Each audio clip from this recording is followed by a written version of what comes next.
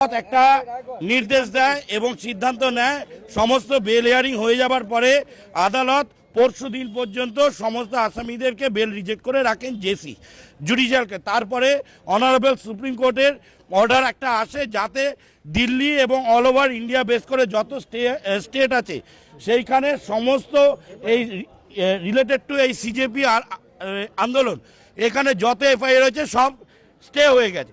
সেই অনুযায়ী আমরা লার্নেড কোর্টকে এখানে জানাই, সেই জাজমেন্টও দিয়ে জানাই এবং লার্নেড কোর্ট ওই জাজমেন্ট এবং পিটিশন কনসিডার করে আজকে যে 16 জন অ্যাকিউজকে অ্যারেস্ট করে এইখানে আনা হয়েছিল, পুলিশ আনা হয়েছিল, তাদেরকে জামিন মঞ্জুর করে। ঠিক আছে, কন্ডিশন যেটা নর্মাল 500 টাকার করে বেল দেয়, শর্ত সাপেক্ষে একটা 29/9 পর্যন্ত তাদের শর্ত সাপেক্ষে করে এই কেসেতে যারা যুক্ত ছিল, এই মুভমেন্টের সঙ্গে যারা যুক্ত ছিল তাদেরকে ফোর্থউইথ রিলিজ করতে হবে। সেই মর্মে সুপ্রিম কোর্টের অর্ডার এবং কেন্দ্রীয় সরকারের একটা ডাইরেকশন ছিল হোম ডিপার্টমেন্টের প্রত্যেকটি রাজ্যে যা যা এফআইআর হয়েছে সেই এফআইআরের পরিপ্রেক্ষিতে কাউকে নতুন করে অ্যারেস্ট না করে অ্যাডভান্স রিলিজের ডাইরেকশন 26 তারিখের মধ্যে ছিল। এটা ককরোচ আন্দোলনের যারা নেতৃত্ব ছিল তাদের সঙ্গে কেন্দ্রীয় সরকারের আলাপ আলোচনার শর্ত ছিল।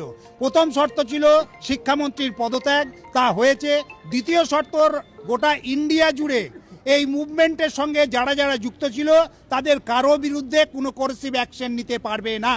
কেন্দ্রীয় সরকার এই কথা প্রকাশ করেছিল, তা সত্ত্বেও রাজ্যের সরকার সেই মর্মে এখনো পর্যন্ত পশ্চিমবঙ্গের নির্দিষ্ট কোনো গাইডলাইন পাঠায়নি, যার জন্যে পুলিশ প্রশাসন এখনো পর্যন্ত কেসগুলো উইথড্রর পার্টে সঠিক পদক্ষেপ নিতে পারেনি। তাই আজকেও এই কেসেতে এই আসামিদের বিচারের প্রক্রিয়া বিলম্বিত হচ্ছিল। পরবর্তী পর্যায়ে আমরা পার্সু করি এবং সুপ্রিম কোর্টের যে অর্ডার তার পরিপ্রেক্ষিতে লার্নেড ম্যাজিস্ট্রেট আবার দ্বিতীয়বার বসার জন্যে রাজি হন এবং পরবর্তী পর্যায়ে পুলিশ প্রশাসন এবং সামগ্রিকভাবে আইনজীবীরা তাদের নির্দিষ্ট মতামত প্রতিষ্ঠিত করে এই সমস্ত আসামিদের রিলিজের অর্ডার পায়। এখন পর্যন্ত আসামিরা 500 টাকার বেলে জামিন পেল। এই ইয়াসিন রহমান। চলো।